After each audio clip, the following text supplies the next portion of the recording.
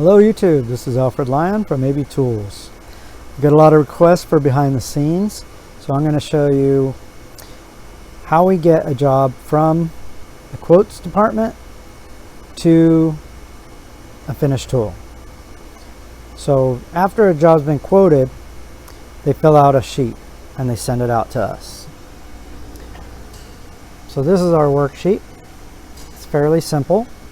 Doesn't even tell us what type of tool it is, but we can figure it out by looking at it because we see them all the time, and predominantly we make tools like Keyseat cutters and stuff like that. So unless it has a print with it, it's probably a Keyseat cutter.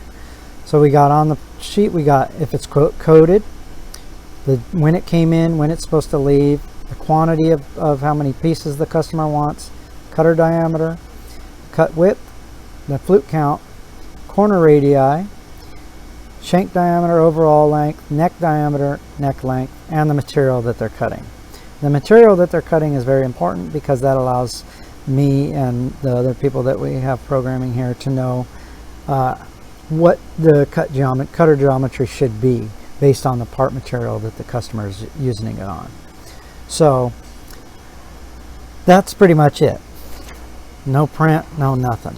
Now we do get prints from time to time, and sometimes it's mostly to clarify with the customer. So in this case, it's a different tool than the worksheet I showed you, and it'll show basically that information but on a drawing. All right, and then of course if we have more difficult and more challenging tools, then it will show on the print, and either we draw the print or the customer supplies the print, and either way, as long as once it's approved, it gets out to us, and this is basically what we see. So next we're going to take the information from the worksheet I showed you and create a file, a program file rather. So this is an old one, so first we have to decide what kind of tool type we're going to use, and in this case we want to make a Keyseat, but since I've already created a bunch of templates, I'm just going to open an older template of a Keyseat. So in this case, I just want a Keyseat with radii. Alright, so that's that. And then it tells me, you know, hey, you want to use this wheel, and I don't. Alright, and then usually what I'll do then is I'll save the program as the name of the program that I'm creating. So let's just say it's KS355-114-7R.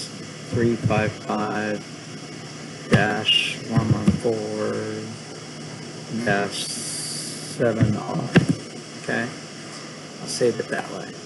And then we want to create the blank.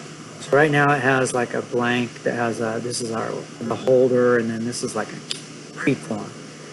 And so I'm going to change that to just a 3/8 blank. So this blank shows the blank sticking out of the holder a certain amount. And what this does, it allows me to know if I'm going to hit the holder when I'm fluting or doing anything else. So that's the thing there. So once we've created our blank and we've saved our program, then we're going to go to the common parameters. And the common parameters, basically, if you recall the worksheet, a lot of that information is in there. So our diameter, 0.355, and our OD length was 114, our number of flutes was 6, and then our insert width, that's our radial relief. So in this case, we're going to go 7 degrees radial. So I'm going to go 7 tangent times the half the diameter, so like 0.170-ish, 165. It's not super critical, so I'm going to go 21 thousandths. And then the shank diameter, and then this is the distance from the collet to the head, not including the holder, so I usually just put like 2 inches. It's not a big deal because we're running the older programming here. And so in other words, this is the software from 2012, and the reason I'm still running that and programming it on laptops is because most of our machines are in that version, We do have several that are, so that version is what's called RN32, and then they are up to now RN34. We have a couple machines at 33, and we have a couple machines that are 34, but there's not really any reason to go and upgrade all the machines. It runs great, the software is great. Eventually, maybe we will. We've already upgraded one because we needed to replace the computer anyway in it. So when that happens, we'll upgrade. But until then, we really don't need to. And so this is an older version. So in case anybody's watching it and looking at it and they just bought a new machine that's totally different from theirs, you can go up. In other words, you can put 32 on a 34 machine. You can't put 34 on a 32 machine. So that's why we program everything in 32. So dish is the concavity or hollow on the front and back of the Keyseat. So in this case, we're going to go with 1 on the front and 0.5 on the back, and I'll explain why later.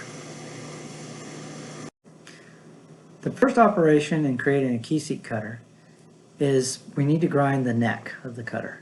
So we call up a step editor operation, and we need to grind a neck. So we only want to use, since it's a 6-flute tool, we need to select only one flute so that it only does this operation one time. We're going to use the rolled end tool, wheel angle. We're going to use our lead ins and outs because the Y value will jump over the tool. Our neck diameter, and then our where the neck will start. In this case, 10 thousandths past the actual width of the tool. Then we want to tell it the rotation. I usually go 400 instead of 360 so that it doesn't leave a line for stop and start. My feed rate's 3, 3, and then the impact is 5. So that's where it's the plunge speed actually. I'm going to rough one time, and then I'm going to use this wheel here so that I have a nice transition from the neck up to the shank. And then I'm going to use all the coolant lines, because in this case, this particular wheel pack I know doesn't have a lot of these coolant lines, so it's easier just to leave them all on. Okay, and then I'm also now going to rename this as a neck so that it's easier for the people that are setting up the machine to understand which operation this is without having to go into the program and physically inspect it. So that's it. Now that we have the neck in there, we need to flute it. So I'm going to open up this operation, and you can see we got flutes here. So if we go to flute from solid, we see this is our depth, how deep we want the flute. And then we have selected 30-degree wheel. We have our feed rates. We have our clearance angles. This is basically, you don't want the wheel to be perfectly flat if you're making straight flutes like this, because if you had the long enough flute, you could potentially grind here and here at the same time. Like if it was really long, as long, you know, at least as long as the diameter of the wheel. So you want to give it a little clearance so you kind of have a leading edge as it's grinding. Then this is selecting the coolant lines. As you can see, I only have the back coolant lines on because I'm going to be grinding on the back of the wheel. And I have the headstock line on. And then I have adaptive grind on, and what that's going to do is keep the spindle load at 20% as long as the so in other words, I have it programmed for 3 inches a minute. If the spindle load gets higher than 20, then it'll reduce the feed rate to keep it below 20. And then this is here the flute length, so that you know, it can look like this. If the flute length was longer, you can see we're grinding too far and even hitting the holder there a little bit. And if it was too short, not getting all the way through the tool. So basically that's how you set the flute. just by eye. Alright, so that's it. Let me save that portion of it. So now that we have a neck and it's fluted, we want to go ahead and do the next operation, which is the front face finish. So this is considered the front, this is considered the back, and this. So we're going to open that up and we're going to see what we got. So right now we have an end relief, so that means the relief is going so that this point of the cutting edge is higher than that point. So we got relief. In the beginning we talked about dish, so that means that corner is higher than the center of the tool. So in this case we got 2 degrees. We're going all the way just a little bit past the center. That'll keep that area hollow. We're using a 1A1 to do this. Most people say use a cup wheel, but I like to keep my cup wheel sharp. This is how much we're in feeding. So in other words, after the tool probes, it's only going to take off 10 thousandths. And we got our impact speed, our primary speed, our wheel clearance. This is basically saying how much tilt do I have on there so that I keep that point of the wheel high as it's grinding. And you need that if you have dish. And then we got stop distances and gaps. This basically allow for for the wheel to clear when it's not touching the part. We don't want to crash or anything. And we got our coolant lines. And again, on this one, we want the front line because it's going to be grinding on the front face. All right. And then we're only grinding the primary because on this type of Keyseat, you need a primary. All right. So that is. Now we have the neck, flute, and front face. Okay, so now that we have all those other features, we're going to go ahead and do the back face finish. All right. So in this case, we're using, we can't go all the way to the center like we did on the front because we'll hit the neck or cut through it all the way. So right now it's at 50%. Clearly that's too high, so we're going to reduce that. And then now we're not touching it anymore, but we're pretty close to the neck, so that's good. This A offset, what that is tells us, where the wheels, A axis is this, the blank rotational axis, this axis right there. And so if by tilting it a little bit, we make sure that we're not going to hit that corner with the wheel. And then we're selecting an inward facing gash wheel. That allows us to grind without hitting everything back here. You can see if we used a 1A1, we could grind it, but we'd be hitting back here. So that's why I chose that particular wheel. All right, and then we want to match the end feed to the front. We got some tilt, we got some hop. So basically what this is saying is the Z here is it's jumping over the tool because that's the direction that it's coming from, and the wheel's coming down and out that distance, that Z distance. Here I got all the coolants on. We only need the primary. And we're grinding from OD down to the center of the tool. That's that there. All right, so now we have neck, flutes, front face, back face. Okay, so now we have the neck, the flutes, the front face, the back face. So we have about 3 other operations to go. So we need to clear out this stuff here so that the tool can cut to the neck. We need to cut a diameter, and we need the corner radii that we spoke of when we talked about the worksheet. So we're going to open this up and we're going to see what we got. First, we're going to turn all these off. And we're going to check our layers. So on the end spin, okay, so they're all closed except for one, so that's good. So the inside spin is basically a double taper. So we're going to open that up and we're going to edit it for this tool.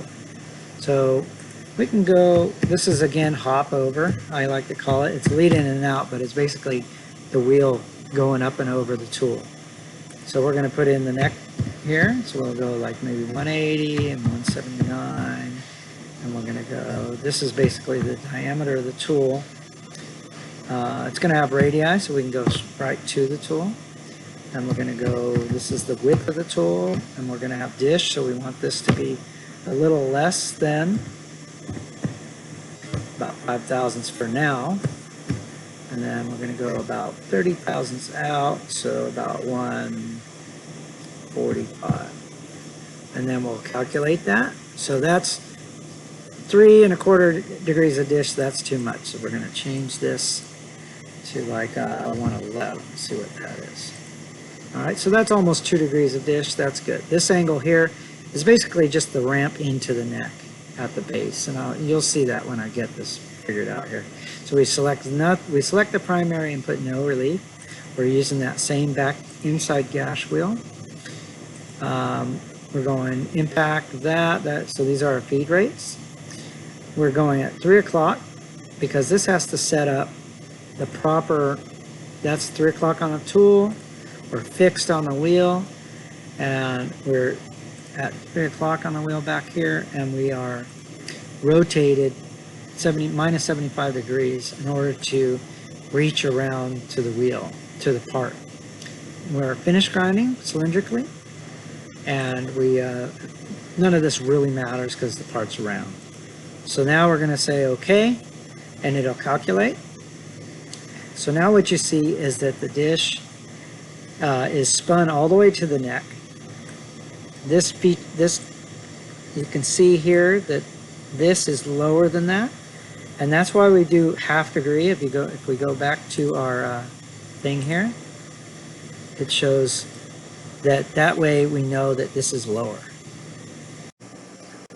So now with the inside spun already, that's why I call it inside spin, I'm going to now program to do the diameter, cut diameter, and the inside radius.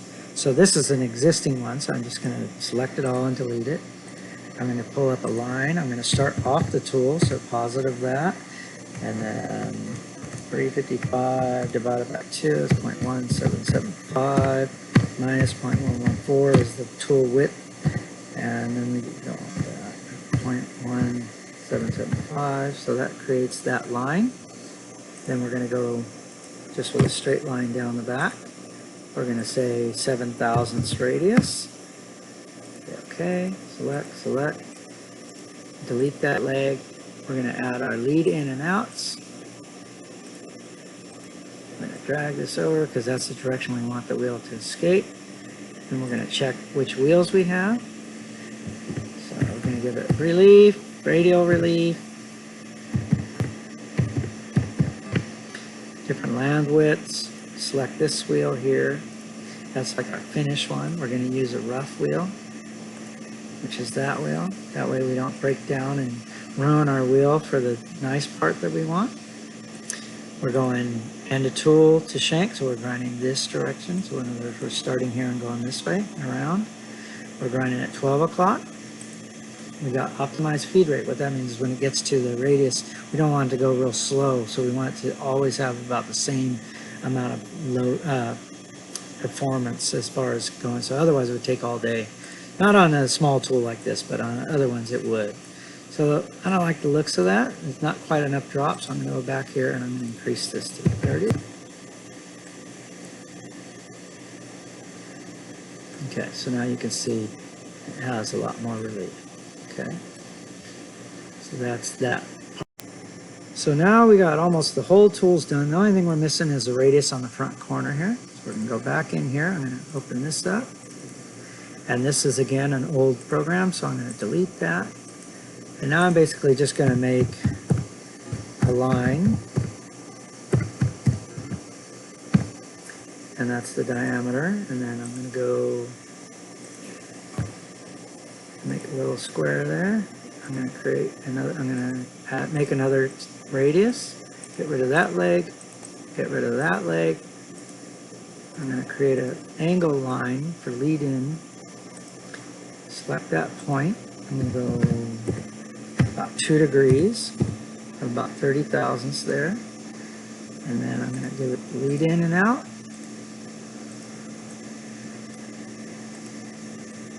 So that's, the wheels can come in.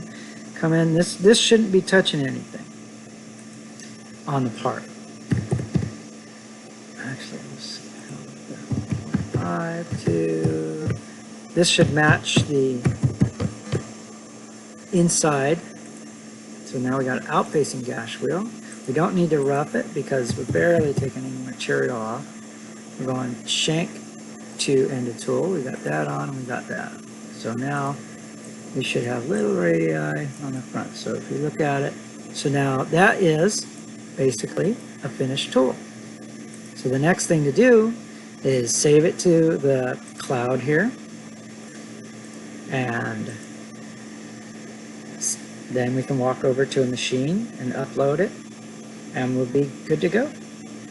And that's pretty much it. And you know, every job is going to be similar in the process.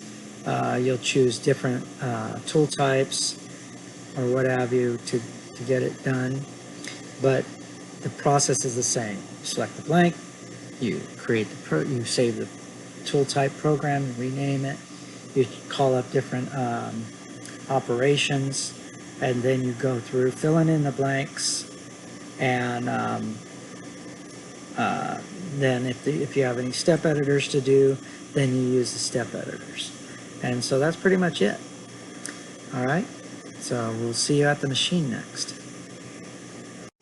Now, one thing before we go to the machine is I didn't cover is I usually put in the notes like what wheels I'm using, if they're wheels that aren't normally on the machine or they're specific for the tool that I'm making. So in this case, wheel pack 4 is going to have what we call a 30-inch straight, and wheel pack 5 is going to have what we call a 5x4 by 180. And that way, the setup guys or gals can, without having to, guess, they can put the right wheels in the right locations so that the tool, when they're checking through, looks normal in the simulation. And I saved that with the program that does that. Now, I remember when I said that this is old software. So on the 33, it doesn't have these kinds of, it doesn't look like this. If you're comfortable with this older software, ANCA does a nice thing, and they put a legacy, you can't see it on this because it's the old version, but there's a selection here where you could say legacy profile.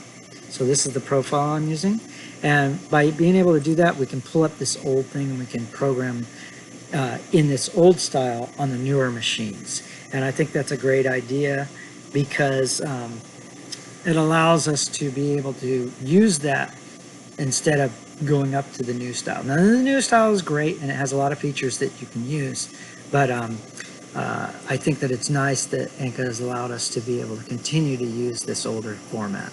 Hopefully they'll do that for a long time. So now we're at the machine, and what we're going to do is we're going to pull up that program that we had earlier, that we just programmed. So we're going to go and we're going to open the cloud, and we're going to call up, I think we called it KS355 114-7R, and you can see there's the simulation that we had earlier. First thing, it'll tell us what wheels we need because we left that in the notes, and then it's telling us this is an older file that it's coming to a newer file. Okay, all right, so now we're going to save it on the machine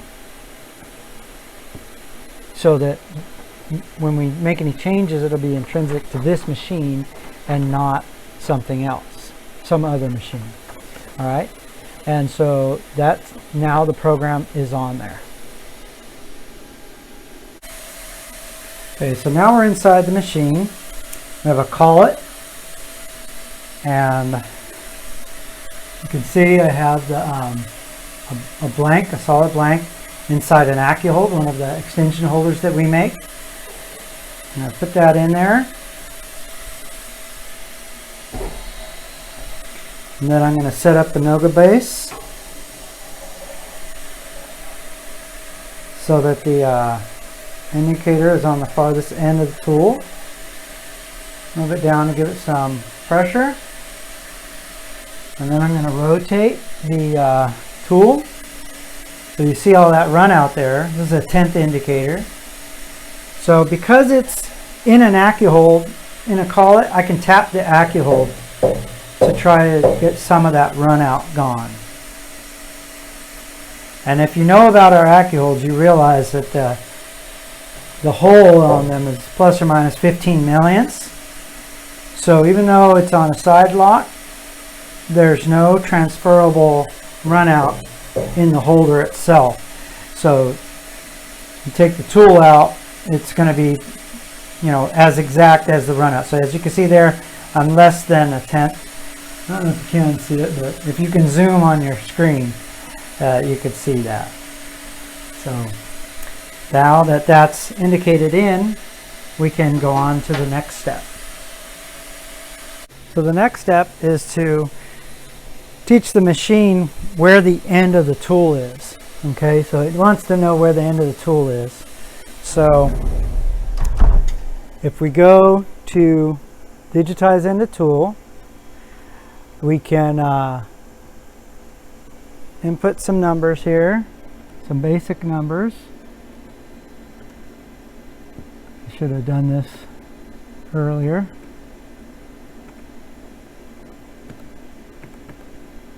Okay, and then we'll choose Dig Now, hit go, and then it's going to find the end, and then we have it knowing where the end of the tool is. So next we need to tell the machine that we want to change wheels. Alright, so we want to change, if you recall, we want 30 in straight in 4, and we want the 5x4x1/8 R in 5. So right now pack 1 has cell 1 has this wheel in it. That's what's in the spindle. So we want to move the wheel pack that's in pack 4 in. Right now we want to move it to the spindle. So it's going to remove wheel pack 1, and then it's going to install wheel pack 4. And then we're going to remove wheel pack 4 from the machine, the computer and the machine, and replace it with the 30 in straight. So now we're going to select that. I'm going to hit that red X, and it's going to say you want to unmount it. We're going to say yes. Then we're going to open the door. Then we're going to call up the axis control, and we're going to get in the way here and remove this wheel.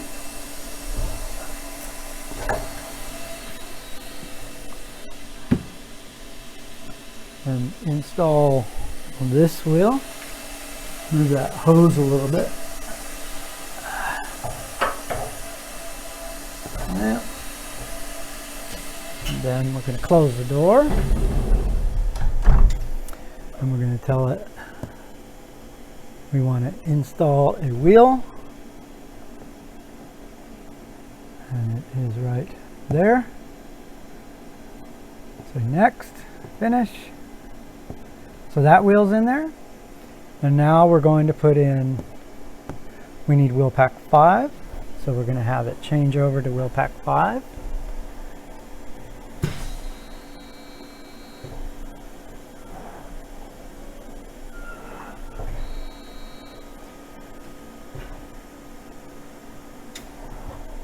And we're going to remove wheel pack 5 from the system and the machine.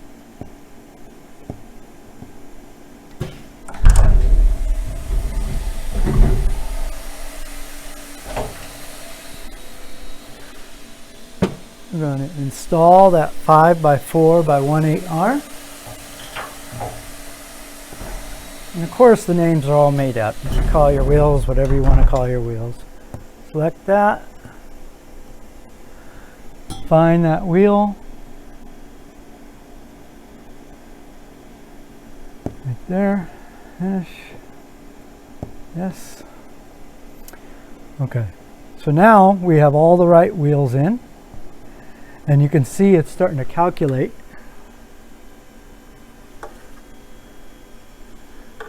And we have